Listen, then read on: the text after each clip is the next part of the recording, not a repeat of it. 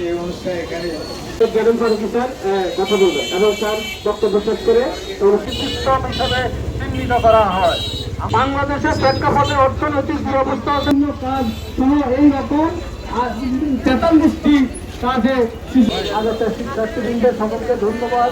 এই বইটি আবহাওয়া বিষয় শিশু শ্রমকে লাল আমাদের যে জীবন চক্র এই জীবন সেইগুলো তারা লেখাপড়া করার জন্য তার কৈশোর সে যেন অন্য 8-10টা বাচ্চার মতো যেন বেড়ে উঠতে পারে।